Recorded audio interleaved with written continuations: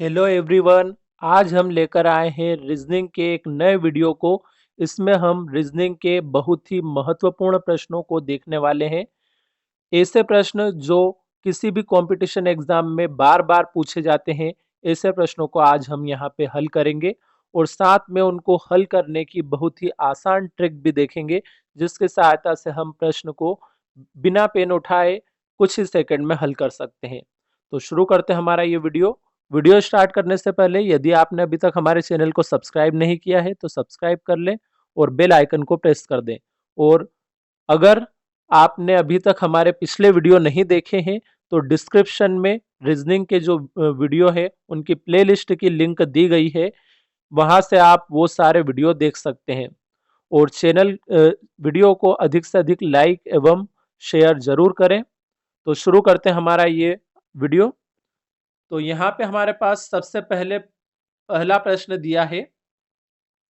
प्रश्न है हमारे पास यहाँ पे, दी गई समरूपता के आधार पर दिए गए विकल्पों में से नहीं दी गई संख्या का पता करें। तो यहाँ पे हमें क्या करना है, ये जो समरूपता दी है, समरूपता यानी 40 और 200 में जो समरूपता है, उसी के आधार पे दिए गए विकल्पों में से नहीं दी गई संख्या का पता करना है। नहीं दी गई संख्या मतलब ये जो प्रश्नवाचक चिन्ह लगा हुआ है, इसकी जगह पे क्या संख्या आएगी वो हमें यहाँ पे बताना है। तो वो बताने के लिए हम क्या करेंगे, सबसे पहले हमें ये देखना है कि 40 का 200 के साथ किस प्रकार का संबंध है। तो अगर हम देखें तो 40 से 200 किस प्रकार आया होगा, तो हम यहाँ पे अगर 40 के अंदर 5 का गुणा कर देते हैं तो हमारे पास 40 पंजे कितना हो जाएगा, 200 हो जाएगा। तो यहाँ पे 40 में 5 का गुणा किया गया है।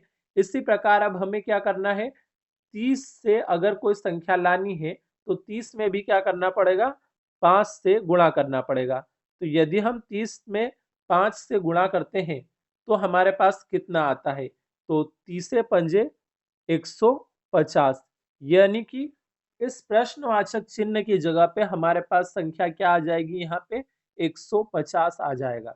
यानी हमारा कौन सा ऑप्शन यहाँ पे सही हो रहा है, बी वाला जो ऑप्शन दिया है ये बिल्कुल हमारा यहाँ पे सही है, क्योंकि बी वाले ऑप्शन में हमारे पास संख्या दी है 150।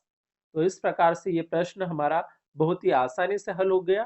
तो बहुत ही आसान प्रश्न था ये, जिसको हल करने में कोई ज्यादा समय नहीं लगना है। सिर्फ हमें ये सोचना है कि 40 से 200 किस प्रकार आया है। जिस प्रकार 40 से 200 आया होगा उसी प्रकार से 30 से अगली संख्या आएगी। तो ये हो गया हमारा पहला प्रश्न। अब हम देखते हैं अगले प्रश्न को। अगला प्रश्न अब हमारे पास यहाँ पे दिया है। अब प्रश्न है, P का कद छोटा है Q से परंतु R से लंबा है। S का कद छोटा है P से परंतु R से लंबा है, तथा T का कद छोटा है Q से किंतु P से लंबा है। तो सबसे लंबा कद किसका है। तो अब हमें सबसे पहले तो ये ध्यान रखना है कि जब भी इस प्रकार के कोई प्रश्न आते हैं तो हमें एक के नीचे एक संख्याएं लिखनी है। जो बड़ा होगा उसे हम ऊपर लिखेंगे, जो छोटा होगा उसे हम नीचे लिखेंगे। तो यहाँ पे सबसे पहले प्रश्न को पढ़ते जाते हैं हम। यहाँ पे सबसे पहले लिखा है P का कद छोटा है। तो अब P का कद छोटा है यानी हमने P को लिखा सबसे पहले, तो यहाँ पे ये हमने P लिखा।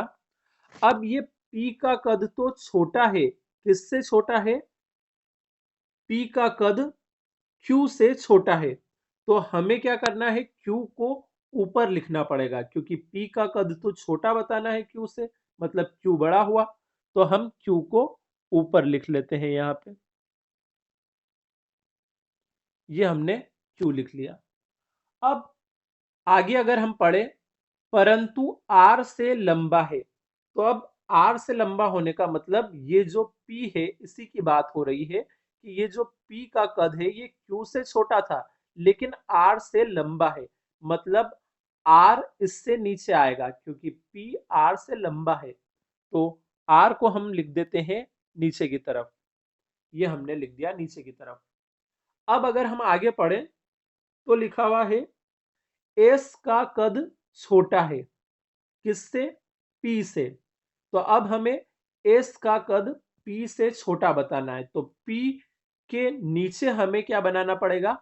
एस बनाना पड़ेगा, क्योंकि एस का कद हमें पी से छोटा बताना है। तो पी से छोटा यानी हम एस को यहां पे बनाते हैं। ये एस यहां क्यों बनाया है? क्योंकि एस का जो कद है पी से छोटा है परंतु आर से लंबा था।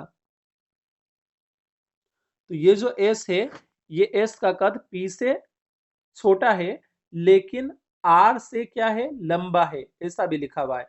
तो आर से लंबा यानी आर के तो हमें ऊपर ही बनाना है इस एस को। अब आगे अगर हम पढ़े तथा टी का कद छोटा है। अब टी को बनाना है हमें, तो टी का कद छोटा है किससे? क्यू से। क्यू से छोटा है यानी हमें क्यू से नीचे लेना है, किंतु पी से लंबा है। तो पी से लंबा होने का मतलब पी से ऊपर लेना है। तो क्यू से नीचे पी से ऊपर, यानी इस क्यू और पी के बीच में हम किसको बना देंगे? टी को बना देंगे। तो ये यहाँ पे हमने बना दिया टी को। तो ये पी से लंबा भी हो गया। अब हमें क्या बताना है यहाँ पे कि सबसे लंबा कद किसका है। तो अब अगर हमें इन सब में देखें कि सबसे लंबा कद कौन सा है, तो जो सबसे ऊपर है वही सबसे लंबा कद का है। यानी कि सबसे ऊपर तो हमारे पास Q है, इसका मतलब Q का कद सबसे लंबा है। तो हमारा कौन सा ऑप्शन यहाँ पे सही हो जाएगा?